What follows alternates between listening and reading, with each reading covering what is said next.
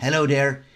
In this video I'm going to show you, using an animation, how a continuous glucose monitor actually works, including on how it measures glucose levels and how it's inserted into your arm. And an animation can be quite nice for this.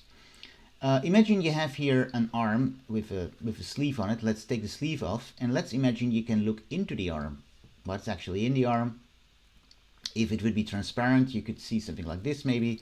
Let's zoom in on that part and let's remove the background. Now, what do we have here? Now, this is a schematic drawing.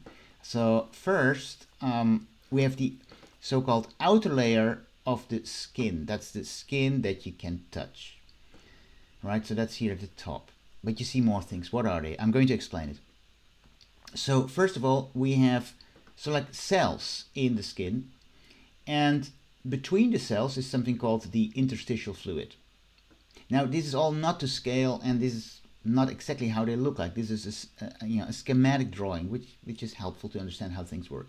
So what's this red line here, or this red rectangle? Well, that's actually a blood vessel. And blood vessels, they transport nutrients to your cells. So basically what happens is the glucose can go into the interstitial fluid, and there it can be measured by a continuous glucose meter, a CGM.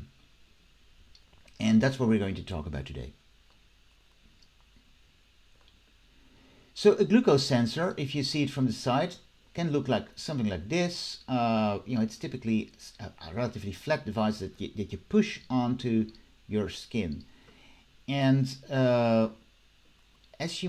if you have used CGMs in the past, you will know there's always a little wire sticking out of it. That little wire is the actual part of this device that responds to the glucose that is in the interstitial fluid. So here we see a real glucose sensor. This is a Libre 2. And you see this filament sticking out. By the way, I removed the sort of like adhesive material that is typically underneath it. And this actually, this is very flexible. So this, you cannot just take this thing and stick it in your arm. A needle is used that goes through here that when you insert this thing, quickly peeks into your arm, and then this filament is brought in. I'm going to show you how that works. So basically, first let's show how the glucose is measured. So in the sensor we have a battery. It's a tiny battery. I will show you a real one in a second. And we have microelectronics in there. So they're connected to this little filament, and then when there's glucose, it responds to it, and it can estimate how much glucose there is actually in the blood vessels based on how much glucose there is in the interstitial fluid. So basically, the way this works is that the glucose gets into this interstitial fluid, and typically if the glucose level in your blood changes, after a short while, after a couple of minutes, the glucose level, so the amount of glucose in your interstitial fluid, will change accordingly. And therefore, the sensor can reliably estimate how much glucose there is in your blood. Now, to be able to send these signals for like 2 weeks or maybe even 15 days, it uses so-called low energy Bluetooth. This is a different sort of like Bluetooth that's being used for, say, headphones that are, that you need to recharge. This little battery can last for 2 weeks. This is here again a Libre 2 where the housing is removed. You see here the electronics, and this is a little bit battery holder. The battery is taken out. This is sort of like a watch battery. There is another video, I've linked to it at the end of the video, where you can see what other CGMs look inside and how you actually can take a Libre 2 apart, so that you understand how these things work. So how do you get the filament into your skin? Well, here you see actually a Dexcom G7 applicator.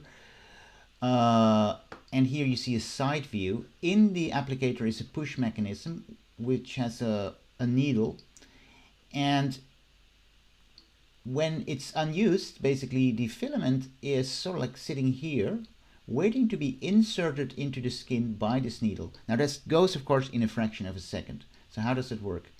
So here you see again the skin and everything. First you push that against the skin, and then on the, for example, the Dexcom G7, you push a button, and then when you do that, the push mechanism brings this needle into your skin.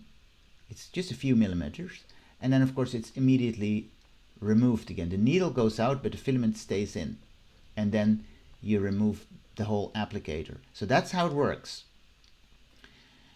And once that's done, you know, the glucose sensor can work, of course, for days, and it continuously send this information. Well, actually, the Dexcom every 5 minutes, the Libre sensors every minute, and they might all have a different timing.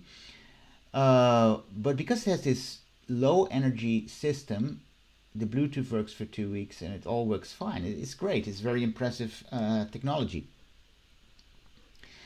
Now, in this video, nothing was drawn to scale.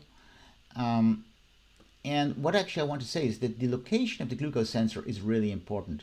So my understanding is that, for example, at least for the Libre and the Dexcom, they say the best location is underneath your upper arm, although you can also put it on your belly.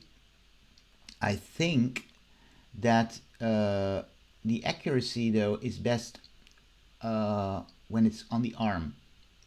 But for that, you need to ask your doctor, and you need to ask the manufacturer, because all sensors are different. I will put a link about the location underneath the video if you find that interesting. Thank you for watching my video, and if you like this type of video, please like this video and subscribe to my channel to get more videos like this.